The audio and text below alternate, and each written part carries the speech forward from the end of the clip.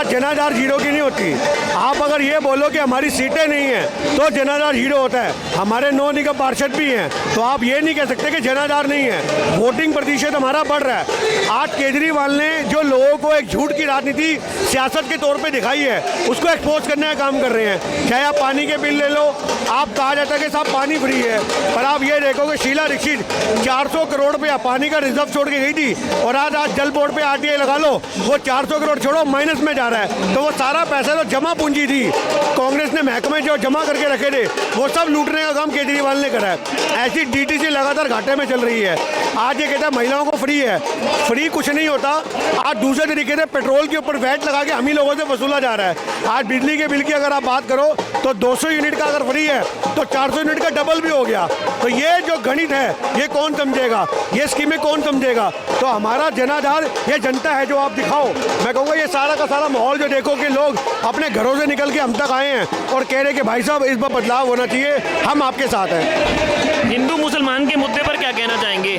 बटोगे तो कटोगे, ये जो नारा है ये पूरे इंडिया में मोदी जी, योगी जी, अब हरियाणा में इलेक्शन हुए वहाँ पर उन्होंने अपना नारे ने काम कर दिया। अब यूपी के 9 उपचुनाव में, ऊपर से आपका महाराष्ट्र में और झारखंड में उस चुनाव का असर देखने को मिल रहा है। देखिए सबसे बड़ी बात है ये नारा सांप्रदायिक नारा है, ये दंगे भड़काने वाला नारा है। आप एक समाज को काटने वाला बता रहे हो।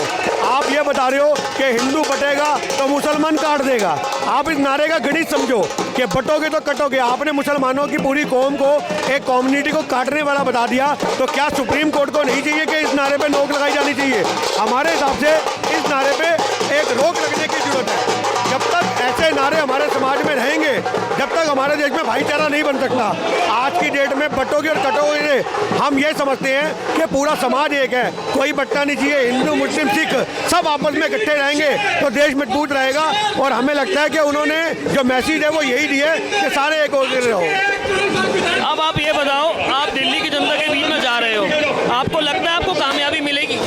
देखिए बात कामयाबी की नहीं होती, मेहनत करना कोई नहीं छोड़ता। आज IPS की तैयारी करने वाले लाखों बच्चे होते हैं, बनते मुट्ठी भर ही हैं। तो आज ये समझा जाए कि जिनकी जो दिल्ली के लोग हैं उनकी आवाज़ को बुलंद कर रहे हैं हम, उनके मुद्दे उठा रहे हैं। तो आज जो बहुत बदलाव होगा वो वोटिंग परसेंटेज में भी देखने को मिलेगा। दिल्ली में गठबंधन होगा? देखिए अगर गठबंधन होगा तो कांग्रेस नाराज होगी। हमें नहीं लगता कि कार्यकर्ता गठबंधन चाहता है। क्षेत्रीय मुद्दों को लेकर के हमें 70 की 70 सीटों पे हार मंजूर है, गठबंधन नहीं। अब आप ये बताइए आपके मुद्दे क्या होते हैं? इसे मुद्दे आप जनता के बीच जा रहे हैं, आपके मुद्दे क्या? देखिए हमारा मुद्दा है जन लोकपाल बिल। आज केजरीवाल ने बोला था कि जन लोकपाल बिल जो है हम लाएंगे। आज हम ये पूछते हैं कहाँ है वो जन लोकपाल बिल। तो हमारा मुद्दा बड़ा सिंपल सा है कि जन लोकपाल बिल लेके आया जाए। जो भ्रष्टाचारी की ये बात करता था हमें जेल में डालो, ये कहते थे कांग्रेसियों के पास बहुत घपला है, बहुत भ्रष्टाचार है। शीला दीक्षित के टाइम में अटैची लेके घूमता था, आज कहाँ है वो? तो ये समझना पड़ेगा। दिल्ली के बुनियादी मुद्दे सीवर है, कॉन्ट्रैक्ट वर्करों को पक्का करना है।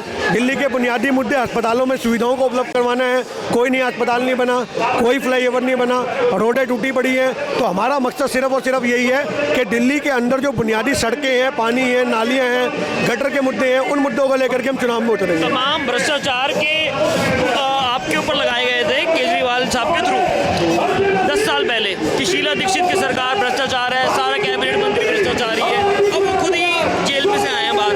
देखिए आप देखो शराब घोटाले में हमने आज तक कभी नहीं देखा कि जो शिक्षा मंत्री है वही शराब मंत्री है। आप ये देखो, मतलब ये तो हमारे बच्चे शरीफ निकले, वरना वो तो दारू की बोतलें स्कूल के बैगों में बच्चों ने सप्लाई करवा देता।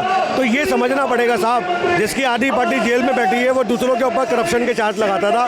तो ये बड़ा ही भ्रष्ट केजरीवाल नेता है और इसकी पूरी पार्टी को हम तो कहते हैं कि बर्खास्त कर देना चाहिए। इनके ऊपर इतने भ्रष्टाचार के आरोप लग चुके हैं। चलिए बहुत बहुत धन्यवाद। कांग्रेस के कार्यकर्ता हमारे साथ चल रहे हैं, हम ऐसे ही आपको कवरेज दिखाते रहेंगे।